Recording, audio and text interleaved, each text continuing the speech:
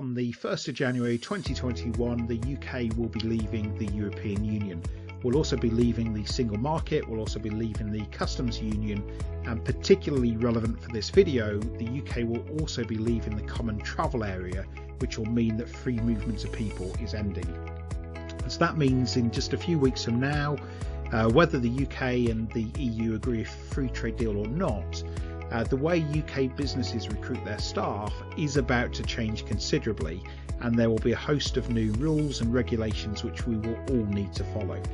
So the purpose of this video is over the next few minutes we're going to attempt to simplify these new rules and regulations and let you know in a clear and transparent way exactly what you need to do in order to prepare your business for the changes that will be happening in just a few weeks from now.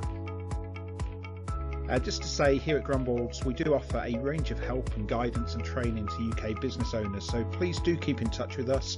You can like this video, or you could consider subscribing to our YouTube channel, or alternatively, why not follow us on social media.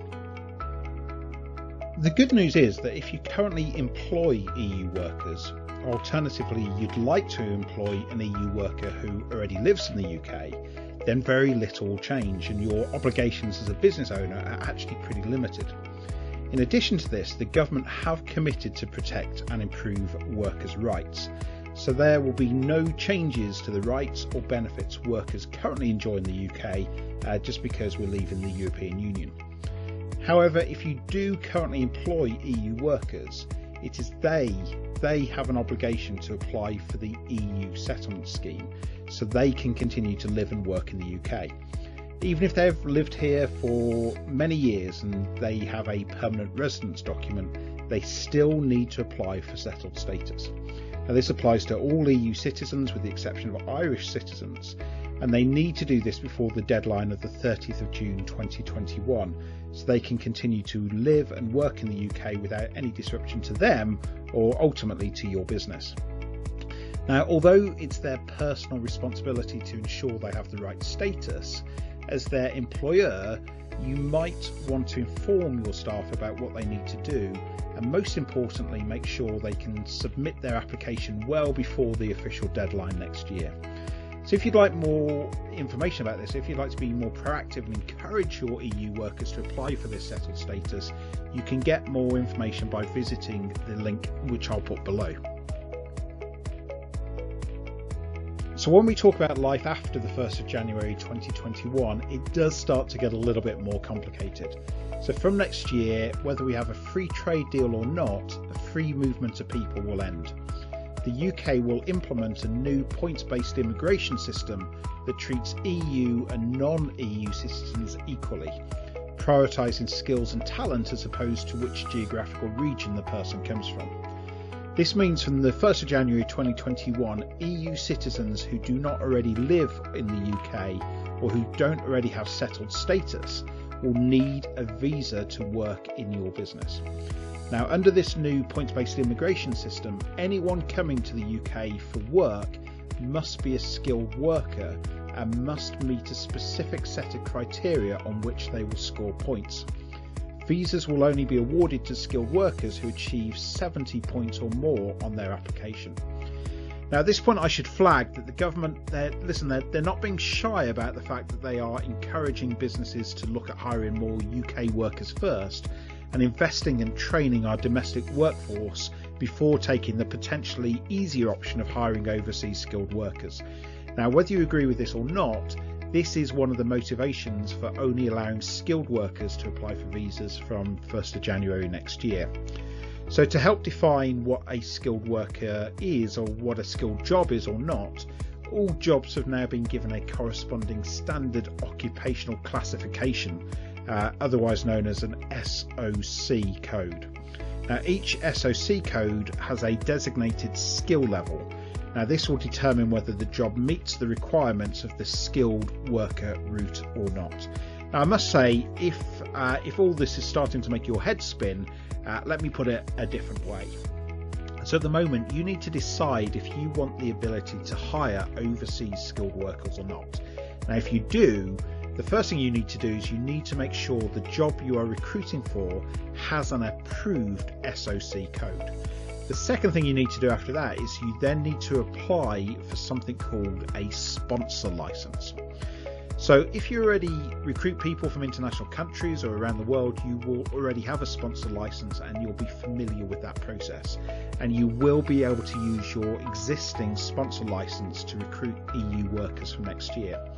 However, if this is all new to you and you'd like to continue to recruit international workers moving forwards, then you need to apply for a sponsored license as soon as possible. Now, the reason you need to do it as soon as possible is because the processing time for applications is around 8 weeks and starts from the moment that they receive your application. So you're already a little bit behind the curve for being ready for the 1st of January 2021. So if you want to apply for a sponsor license, there is an application fee, and that will either be £536 or £1,476, dependent upon the size of your business and the size of your organisation. In addition to the application fee, once you employ a skilled worker, you'll also have to pay something which is called the immigration skills charge. Now, this could be up to £1,000 for the first year, and then £500 for each additional 6 months for each skilled worker you employ via this system. That does fall to £364 and £182 respectively if you're classified as a small business.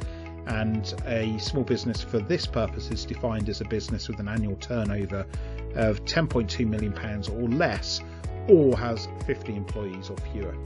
So again, if you decide that you want to go ahead and register to become a sponsor, you can get more information about this by visiting the link that we'll put below. So once you have your license, the new rules and regulations which you need to follow don't stop there. So if you want to make a job offer to an overseas skilled workers, there is a minimum salary that you need to pay, and that's £25,600 per year. And in addition to that, your financial offer cannot be what's considered or called the going rate, and that's a rate of pay which is defined by the Independent Migration Advisory Committee. As always, there are exceptions to this, and you could offer as low as £20,480 a year if you can demonstrate the worker has a PhD, or there is a specific shortage of this type of worker in the country. However, once you've advertised the position and you've found a suitable candidate and made them an acceptable offer, the process is not quite over yet, because at this point the onus switches on the worker. So the worker now has to apply for a visa on the new points-based immigration system. And they will need to prove all of the following. They will need to prove that they have a job offer from a Home Office licensed sponsor. They'll need to prove that the job offer meets the minimum salary threshold.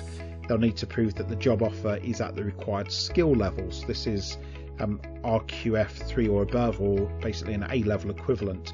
And they need to prove that they can speak English to the required standard. Now, if they meet all of these criteria, they can then apply for a visa, which the good news is will almost certainly be accepted if they get more than the required 70 points. So the final thing to say on this is this process, there are numerous exceptions to this. The government is introducing a global talent route, a graduate route, a process to allow intercompany transfers, and a range of initiatives to allow health workers, entrepreneurs, sports people, creatives, seasonal workers and youth mobility schemes. So it's worth checking if you can leverage off any of these exceptions before you go down this process. Thanks again for watching. I hope you found this video informative and helpful. If you've got any questions, please don't hesitate to get in touch with us. Otherwise, thanks again, and we'll see you next time.